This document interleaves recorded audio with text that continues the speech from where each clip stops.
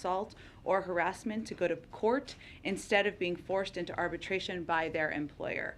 This law will affect the more than 60 million workers who are subject to mandatory arbitration clauses in the workplace, often without realizing it until they come forward with a claim against their employer. President Biden has long spoken against forced arbitration clauses in employment contracts, and today marks an important milestone in empowering survivors of sexual assault and sexual harassment and protecting employee rights. The bill would not have been possible without bipartisan work, including from those members of Congress who will be in attendance today, Representatives Bustos and Representative Griffith and Senator Gillibrand and Senator Graham. Also wanted to note, it is Aisha Roscoe's last day in the briefing room seat before, yes. Thank you for all of your work. And she's going on, you've already announced this. I feel like I'm announcing news, but it's been announced, to host Weekend Edition for NPR as an NPR listener. I look forward to being in my sweatpants and coffee and listening to you this weekend. So congratulations and thank you for all of your work on behalf of the American people. With that, Colleen, why don't you kick us off? All right. So I wanted to ask about oil prices. Sure. They're already at about $111 or so a barrel. Pelosi has come out also in support of banning Russian oil. So why keep the carve out, especially when oil, with the argument that Putin is going to not benefit from oil. You know what I'm trying to say?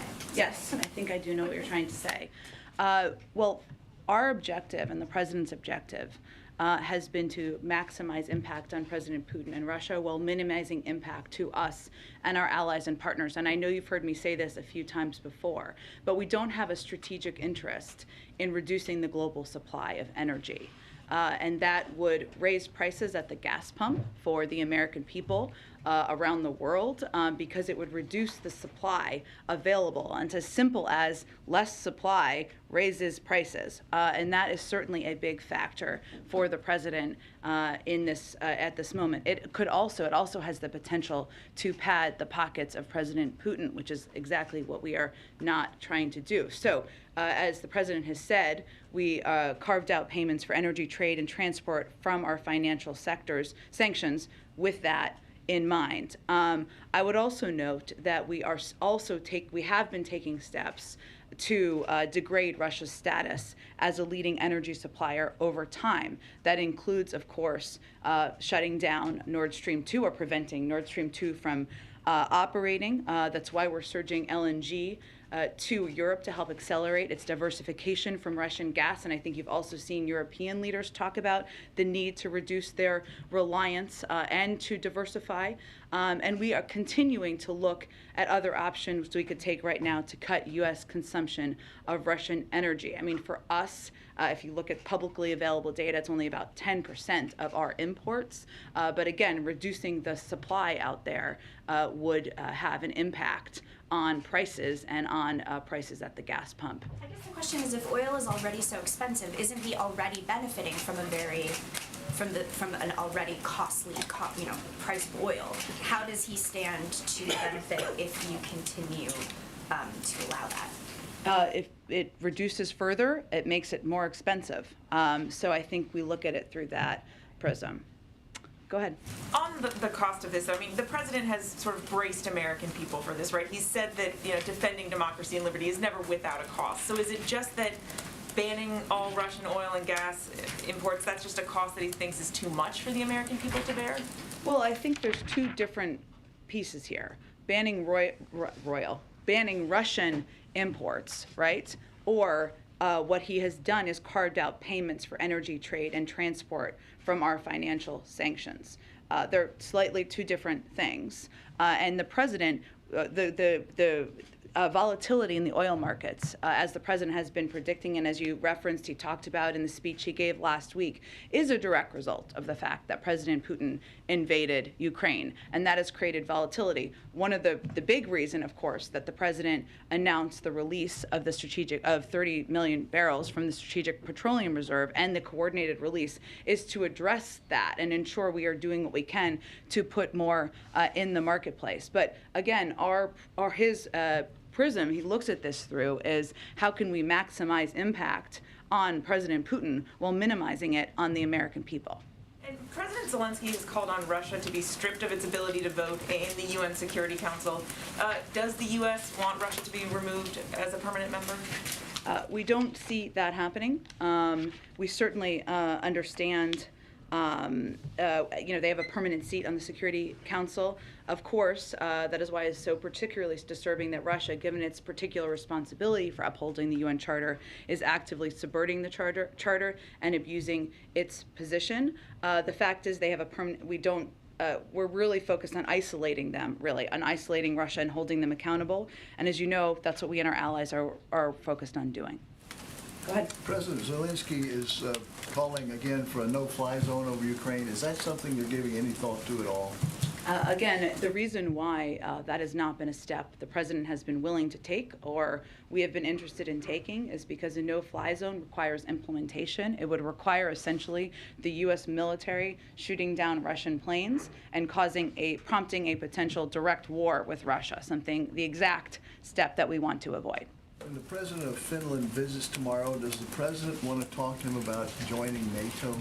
Well, the president is looking forward to welcoming the president of Finland tomorrow to the White House to continue their conversations about enhancing our strong bilateral relations. I would note that they have spoken twice in the last few months, once on December 13th and again on January 18th. I would expect they will discuss the U.S.-Finnish defense relationship, which is very strong and in fact complements Finland's close partnership with NATO. Along with Sweden, Finland's status is as an enhanced opportunity partner for the alliance, which helps ensure strong defense and close security ties in the Baltic Sea region. But it remains for any country, up to that country and up to members of NATO to determine any path forward there. Lastly, Russia's been cracking down on independent media and dissent at home. What's your reaction to that? We have seen that and are deeply concerned. Let me give you some specific examples, because as journalists yourself, I think you will hear it as quite jarring. One moment, sorry, I just want to find all the specifics in here. Thank you for your patience. One second. Okay. The Kremlin right now is engaged in a full assault on media freedom and the truth. Let me give you some examples. Today, independent media sites such as Echo Moscow Radio and TV Rain are off the air and threaten to block, they kicked them off the air, and they threaten to block online platforms such as VOA Russia. We've seen Russia prohibit Russian media from referring to what they are doing in Ukraine as, quote, a war, or, quote, an invasion, or, quote, an attack. They are banning their use of terms even, allowing media to use only government-sourced information to report on the war. They've called a special session of the parliament to consider a bill to make unofficial reporting on Russia's further invasion punishable by up to 15 years in prison. They've arrested more than 7,300 protesters, some immediately after they began to protest Putin's war of choice. They have blocked and shut down social media sites such as Twitter, Facebook, and Instagram, and they've limited the amount of dollars citizens can take out of the country. What they are trying to do is block any information about what they are doing to invade a sovereign country, and they're taking severe steps to do exactly that. Go ahead. Just to follow up, is the administration moving closer to banning Russian oil imports? I don't have any assessment of that for you. I just wanted to note the difference between them, or that there are several different components of options. I guess the question is, what's the calculus in waiting if it's ultimately the step that the United States is going to take? Well, there's a policy process that is undergone for any decision that is made. Sometimes those move rapidly, and often there are a range of factors that are discussed as those decisions are made. The Pentagon noted today that Russian convoy that's about 40 miles at least long is still stalled, largely, they believe. Yeah. Does the president still think, though, that ultimately Russia is successfully going to take Kyiv? That continues to be their aspiration. I think the Pentagon also noted that they now have 90% of their military combat power pre-staged at the Ukrainian border is now in Ukraine. They've launched more than 480 missiles at Ukraine in the invasion. That's about up from 450 since Thursday. So they are continuing to take aggressive steps and move towards their ultimate objective, which is taking over Kyiv and taking over the country. Any assessment on timing for that? I don't have an assessment to offer from here. Go ahead. Oh, go ahead. Is there any situation where President Biden would sit down with President Putin in person again, so long as Russian forces are in Ukraine?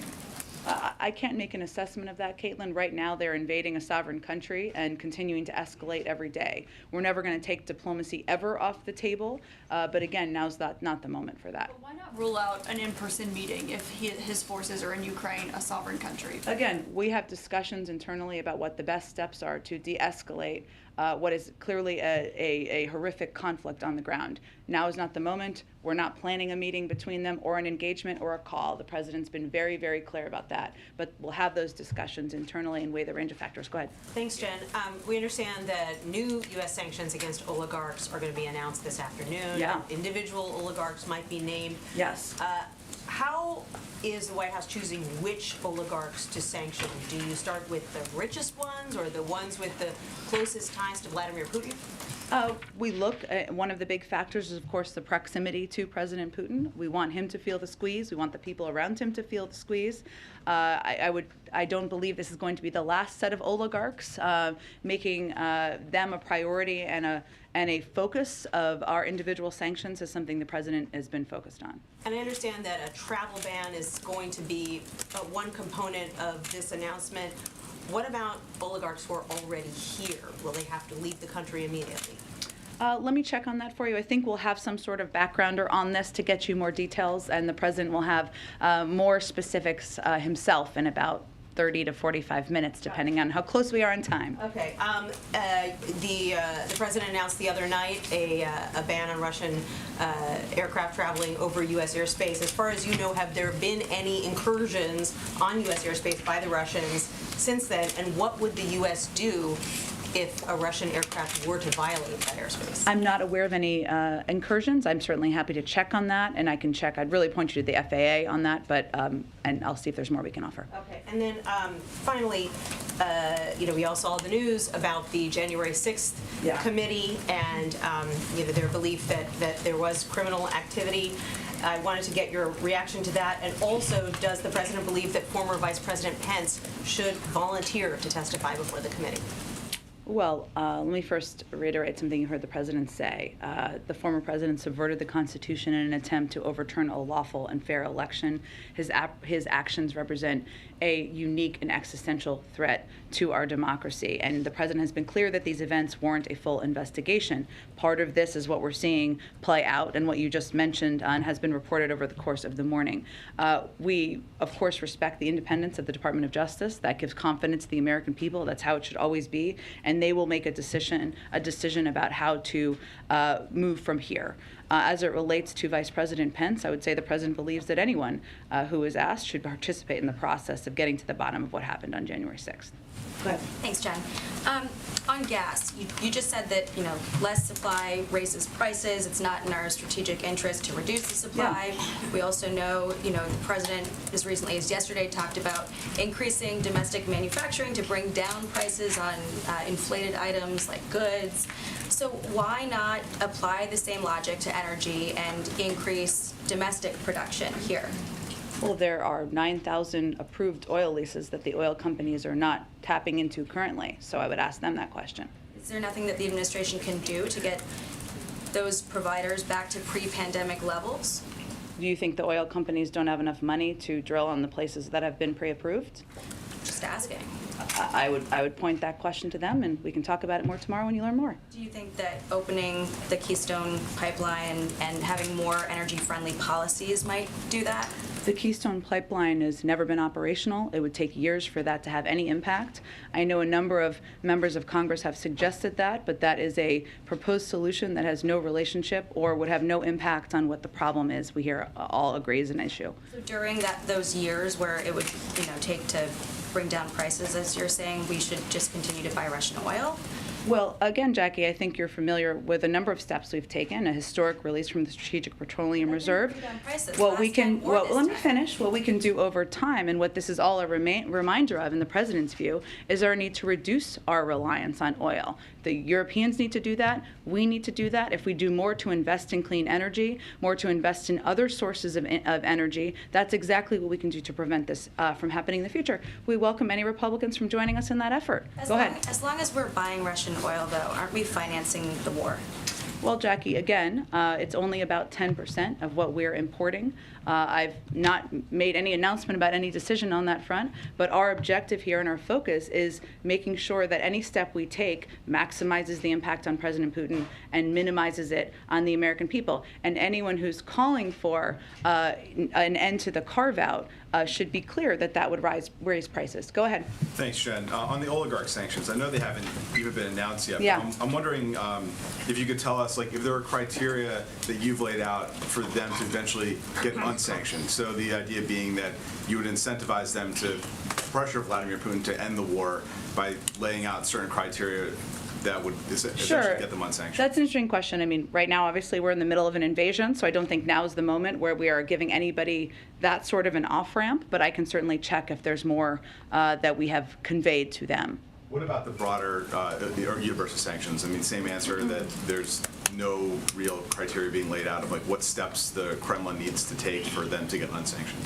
I mean, I think right in this moment, they're marching toward Kyiv with a convoy and continuing to take reportedly barbaric steps against the people of Ukraine. So no, now is not the moment where we are offering options for reducing sanctions. And then one more on the domestic front. The Senator Manchin had laid out something of a counteroffer to what the president had described during the State of the Union on his domestic agenda.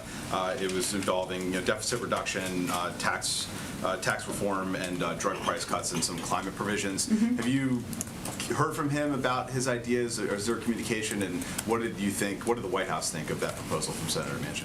There have been ongoing communications with every member of the Senate, Democratic Senate, and many, many, many Republicans. I'm not going to detail those from here. The president has conveyed that he sees a lot of components where there should be broad agreement on in what he has proposed, and he talked about them the other night. Some of them is the ability to negotiate the cost of prescription drugs. Everybody thinks the cost of prescription drugs should be lower. The president certainly believes in taking steps to reduce the deficit. This government, we reduced the deficit over the course of last year. That's something he already has a record of doing, and obviously taking steps to make the tax system more fair is something he believes in. But there are a lot of components that there's a lot of passion behind on Capitol Hill, and there need to just be continued conversations about that. Afghanistan. Go ahead. I want to ask you about the emergency funding Sure. request that's sent up to the Hill this morning. Yeah. About a third of it would go toward medical countermeasures, the antivirals the president talked about, Yeah. the State of the Union, the antibodies. Do you see us getting to a point where the availability of these treatments might mean that vaccine requirements are neither necessary nor justifiable? I don't think I can make a prediction of that at this point in time. I mean, the vaccine is still the best and most effective way, and the doctors will say this, right, to protect people from hospitalization and death. The pills are certainly an important development, scientific development, but the best step anyone can take continues to be to get vaccinated. A quick question follow-up to Jordan's here about the Manchin's proposal to Build Back Better. The Manchin says is dead. Is the transformation formalized here? Is it no longer Build Back Better, now Building a Better America? That is formal. But no one cares about the name in the American public. They care about what's in it and what it's going to do. And so that's what we're most focused on. Go ahead. Jen, thank you. I have a couple. I want to try one Sure. more on the potential oil ban. Yep. It feels like, because you now have Republicans and Democrats calling on the administration to ban oil from Russia. As you've laid out, there are a range of different options under consideration. What would the administration need to see in order to make a final decision? Need to see how. Tell me more. Happening on the ground. What would need to happen in order to prompt a final decision on an oil ban? I don't know that we look at it exactly through that prism. Obviously, we have not held back in taking significant historic steps that are crippling the Russian economy right now. I think there's no question about that, and the president has led the world in doing exactly that.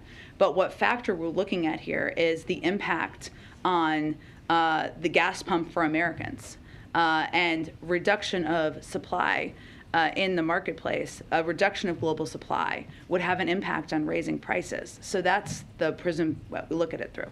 There are some interim steps that could be taken instead of a full outright ban that would potentially mitigate the costs on gas prices. Is there a sense that this is at a tipping point and that some of those interim options? We are continuing, Kristen, to look at other options. We could take right now to cut U.S. consumption of Russian energy, but in the context of maintaining a steady global supply of energy. So that's what we're trying to balance. Okay, let me ask you, is there any discussion about sharing U.S. intelligence with the Ukrainians about what is happening on the ground in real time? We have been sharing it real time. You have been. Okay. And is there a sense that the communication has been enough to give them what they need in order to be in a defensive posture, in order to fend off the Russian forces to the best of their abilities, to the extent that they can? Well, without getting too far into details of what we do, for obvious reasons, we have consistently been sharing intelligence that includes information the Ukrainians can use to inform and develop their military response to Russia's invasion. That has been ongoing, and reports that suggest otherwise are inaccurate. The world is watching as this convoy is lined up outside of Kyiv. Mm-hmm. The U.S. has been very clear you're not going to send in military forces. Is there anything the West can do to stop the convoy in its tracks, short of military action? Are there any possibilities that are under discussion? Well, one of the reasons the president pushed to expedite the delivery or the approval and delivery of a security package over the weekend was to give them, the Ukrainians, more support, more equipment, more defensive weapons to utilize in this moment. But we are not reconsidering or taking steps that would prompt a war between the United States and Russia. And if I could, there was a little bit of breaking news as we were coming out here. You may or may not be aware of it. Ukraine has said it's agreed with Russia to create safe corridors backed by ceasefires to evacuate civilians, deliver aid. Is the U.S. aware of this? Will the U.S. assist in this? What can you tell us? We will continue to assist efforts supported by the Ukrainians. I obviously haven't talked to our national security team about this yet. I will venture to do that, and we can get you all any more specifics from here after the briefing, if that's helpful. Go ahead.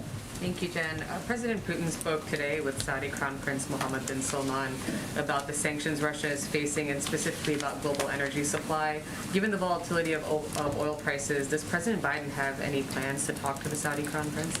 Well, a couple of weeks ago, I would note, Brett McGurk and Amos Hochstein made a trip to Saudi Arabia to talk about a range of issues, including global energy markets, as well as Yemen.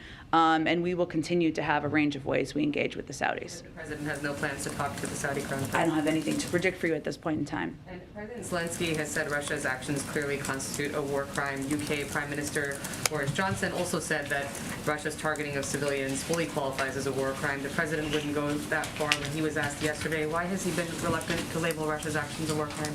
Well, there is a process, and we have stood up a process internally, an internal team, to assess and look at and evaluate evidence of what we're seeing happen on the ground. That is a standard part of our process in the U.S. government.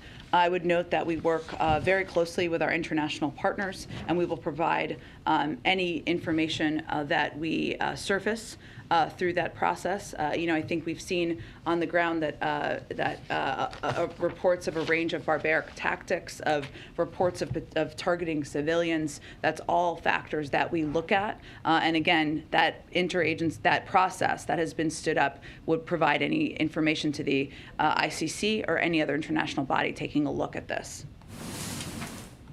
Go ahead. Excuse me. Are there any discussions now, or have you guys had in recent days, I guess it feels like weeks, with European allies about preparing staging zones for Ukrainian insurgency, perhaps to provide training, other assistance? Well, right now our focus is on supporting the current Ukrainian government and leadership, and that includes expediting assistance, expediting military defense assistance, engaging closely with them, and we'll stay focused there. Representative Adam Smith today on MSNBC said that the United States, providing some intelligence to the Ukrainians, but not providing the type of real-time and targeting that you see U.S. military getting in war. So why is arming the Ukrainians with Stingers and Javelins appropriate, but not providing them targeting intelligence for those weapons? Well, I think this is similar to what Kristen just asked. I would just say that there have been a range of reports out there that are false. We can't get into details of all of our intelligence sharing for obvious reasons, but we've continued and consistently shared a significant amount of detailed, timely intelligence on Russia's plans and activities with the Ukrainian government to help Ukrainians defend themselves. We've been doing that for months. This includes information that should help them inform and develop their military response to Russia's invasion. That's what's happening, or has been happening. Go ahead, Aisha. Thank you. I know people have asked a lot about, the price of oil, but I want to come at it in a little bit of a different way. The fact is that the price of oil is high. It is very unlikely to go down anytime soon, and more than likely will go up. What is the White House looking at? I know that there was the strategic release of oil, but are there other things that the White House is looking at to help consumers at the pump? Maybe to, direct subsidies, maybe more biofuels, maybe easing the Jones Act.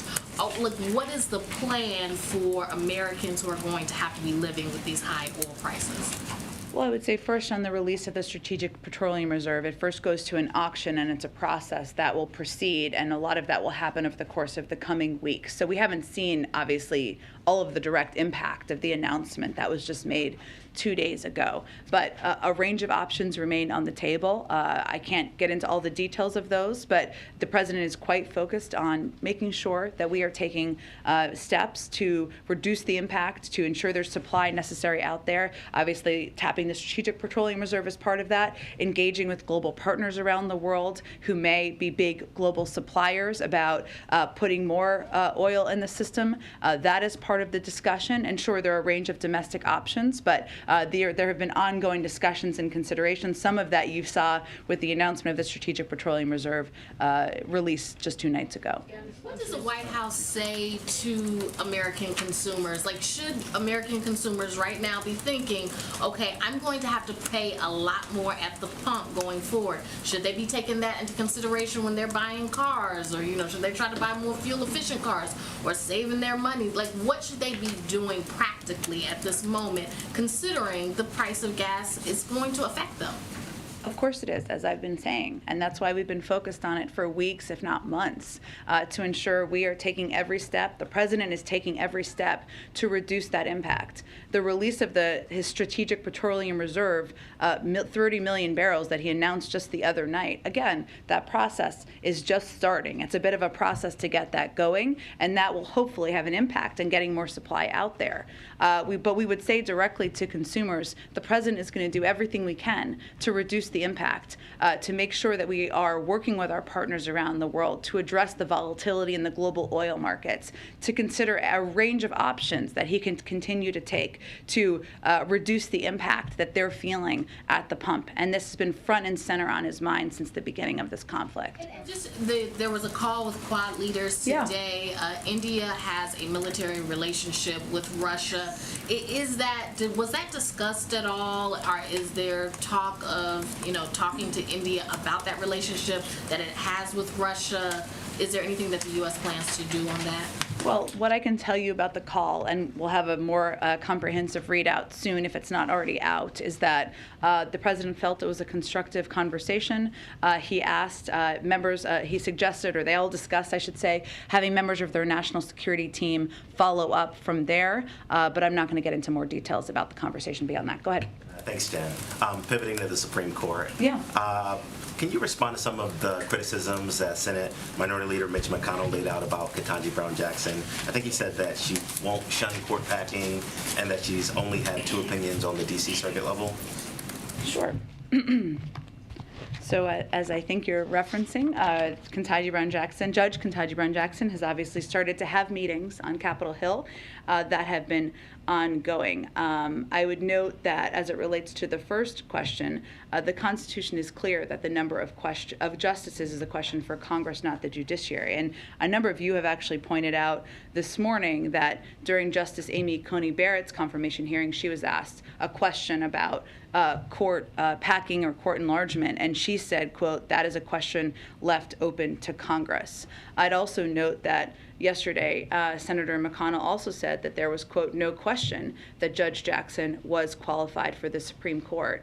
And earlier in the day, he said they'd had a good meeting. I think there's no question that as a judge who has been confirmed 3 times by the Senate, someone who has a long record as both a jurist who has ruled in the direction of Democrats and Republicans, that she is someone who is eminently qualified for this job, which is why the president nominated her. One more on the State of the Union. Yeah. The president repudiated the phrase defund the police, and I wonder if you can talk a little bit about the genesis of that line in the speech. Was it about rising crime in American cities or Republican attacks? And there's also been criticism, that he did not talk about police accountability more in the State of the Union. I wonder if you can respond to that as well. Sure. Well, on the first part of the question, that's been the president's view for decades.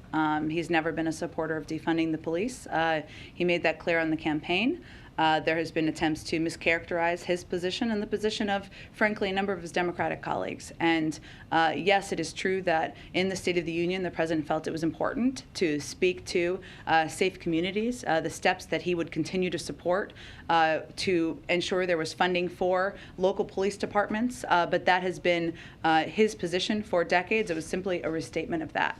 On the second part of your question, I would say that the president has been clear many times that he believes that we need to continue to ensure police departments have the funding they need, that there are strong relationships and partnerships built with communities, but that there also needs to be steps that are taken to ensure there are accountability measures put in place. He was a strong supporter of the bipartisan discussion about police reform that unfortunately stalled, but remains, a consideration of an executive order remains under consideration. I would also note that there are a number of steps that the Department of Justice has taken, banning chokeholds, et cetera, at the federal level that the president is proud that has happened in his administration. Go ahead.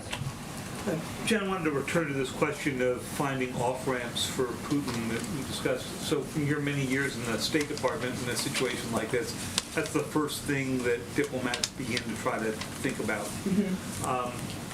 You need something face-saving if you were going to get him to reduce the amount of violence and going into Ukraine. What kind of ideas are you kicking around here that might provide a way for him to find a more graceful way out of this before you've got the kind of large-scale civilian casualties you're clearly worried about? Yeah, I think, David, we have provided many off-ramps to President Putin through the course of the last several months. I know there have been a range of discussions about transparency measures, about positions of missile defense systems that have been undertaken for the last several weeks. It's going to be very hard to have for diplomacy to succeed without military de-escalation. And whatever we do, we're going to do that in lockstep with our partners and allies. Secretary Blinken is leaving today for Brussels.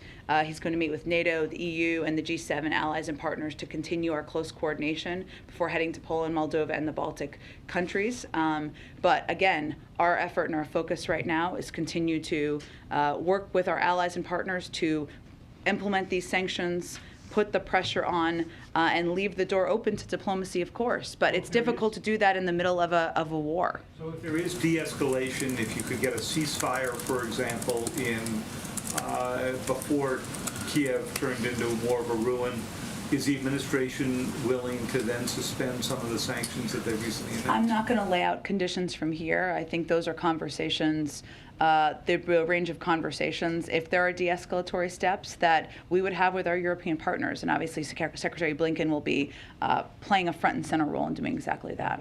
One last one for you.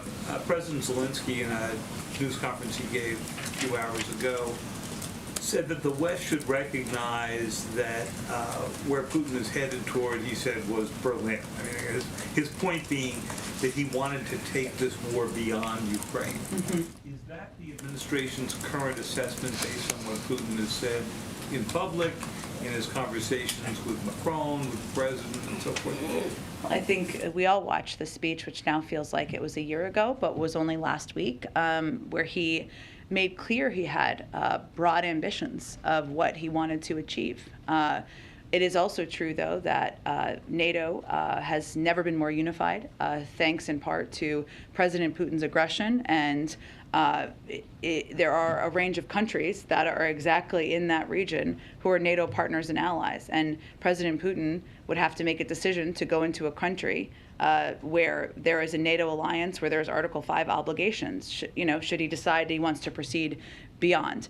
So I don't have a new assessment from here other than... If you go to Moldova or Georgia, they're not NATO members. Certainly, I understand that. But, again, David, I don't have a new assessment to offer. But we are also closely watching, of course, what President Putin does and is doing since he delivered that speech last week. But I don't have anything new beyond what he has himself said publicly. Go ahead. Pivoting back to the President's State of the Union speech, on Tuesday he said that he wants to secure our border and fix the immigration system. That's a bit of a shift from last year's speech to Congress, where he spoke more about trying to find the root causes of why people are migrating. Why was there this sort of shift in messaging, kind of focusing on securing the border? And is that a new priority, or have priorities changed on immigration for the administration? No, I would say first the bill that the president proposed on his first day in office included smarter security and border protections, and also included a more humane path for migrants entering the country. Both of those remain priorities for the president. He believes that the immigration system is broken. It's long overdue to fix it. He also believes, and worked on this very closely as vice president, that addressing the root causes is one of the central steps we need to remain focused on, even as we're trying to address the current circumstances at the border. Then why was it important for the president to say advocate for securing our border? I know he's been criticized heavily, by Republicans, by certain folks on, how he's handled immigration at the border. So is that important for him to say? Well, that's part of his bill that he proposed, so it's consistent with his policies. And one last question: has there been any discussion on ending Title 42? I know we've talked. The president even talked about it on Tuesday about how we're moving past the pandemic. This is obviously a policy that's been kept in place because of the pandemic. Has there been any discussions on ending that? Well, that is a decision for the CDC to make. I believe Dr. Walensky said yesterday that she's reviewing that decision, so I can't get ahead of any decision she makes, but she is looking at that, and that's an assessment they make from the CDC. Go ahead, Karen. Thanks, Jen. Back to the oligarchs and the sanctions. You had said earlier that you want Putin to feel the squeeze and the people around him to feel the squeeze. How does the administration feel that these sanctions could actually change his behavior and result in de-escalation? What evidence is there that the sanctions like this would work for what you want to achieve right now? Well, it's a factor. It's not the only factor, right? But what we're talking about here is seizing their assets, seizing their yachts, and making it harder for them to send, their children to colleges and universities in the West. These are significant steps that will impact the people who are closely around President Putin. It's not the only step we're taking. Obviously, the financial sanctions and the steps we've taken have crippled the financial sector so much in Russia that they've kept the stock market closed for a couple of days. So it's just an effort to get close to the people around President Putin. Canada announced a new program to expedite refugee arrivals and says there's no limit on how many can apply. Is there a conversation in the administration about raising the refugee cap to accommodate Ukrainians that would want to come here? I have to check and see if the cap would actually need to be raised. We have said that we continue to be open to receiving refugees, of course, that what our focus is on, given the vast majority of them have expressed an interest in going to European countries and neighboring countries, is being the largest provider of humanitarian assistance in the world, something that we increased over the course of the last several days, and Samantha Power made an announcement about that, and continuing to provide assistance that way. But we remain open as well. I think it's just, again, important to note what the preferences of the vast majority of the refugees who are leaving Ukraine. Go ahead. Oh, we got to wrap up in a second, but go ahead. Yeah, President Zelensky earlier said, calling for a no-fly zone again, said, if you don't have the strength to close the sky, then give me planes. Is the United States open to sending more air support to Ukraine?